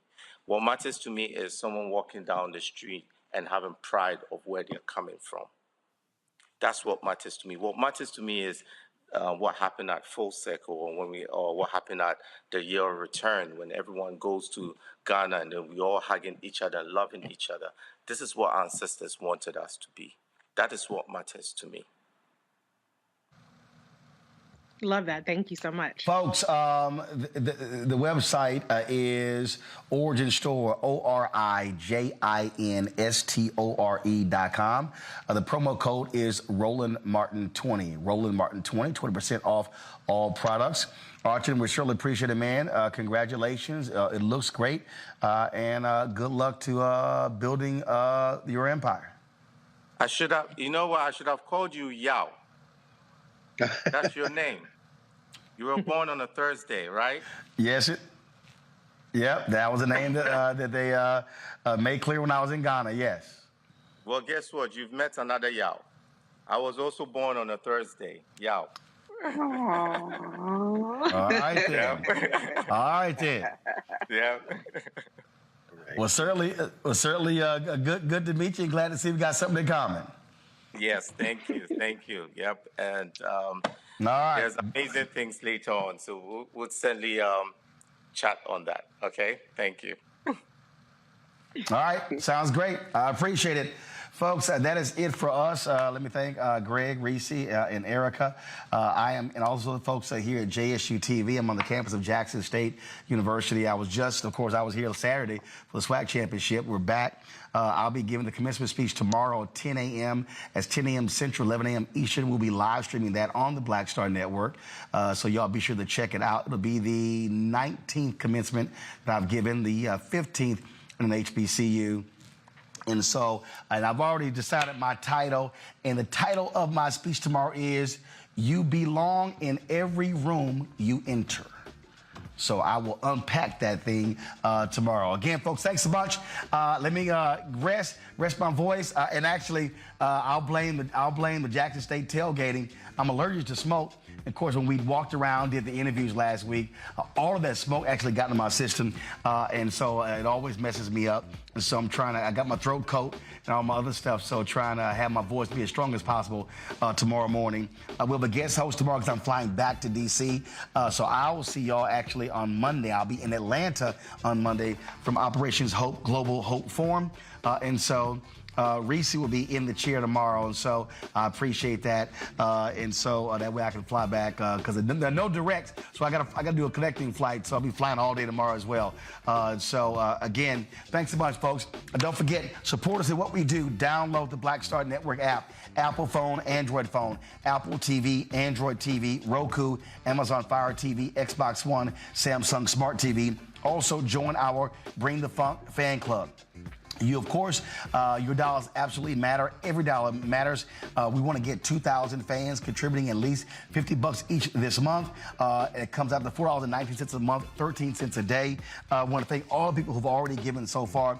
Y'all been great this week, and I appreciate it. Check in money orders. Go to P.O. Box 57196, Washington, D.C. 20037-0196. Cash App is $RM Unfiltered. Of course, PayPal is R Martin Unfiltered. Venmo is RM Unfiltered. Zelle is Roland at RolandSMartin.com. Roland at RolandMartinUnfiltered.com. And don't forget to get a copy of my book, White Fear: How the Browning of America is Making White Folks Lose Their Minds. Available at all bookstores. You can also get it from Barnes & Noble, get it from Amazon as well. You can also order through your favorite black bookstore, or you can also download the book from Audible. Again, thank you so very much. Folks, I will see y'all tomorrow, 11 a.m. Eastern, 10 a.m. Central. We'll be live streaming the commencement, the winter commencements, or as they call the fall commencements for Jackson State University, taking place tomorrow. So looking forward to it.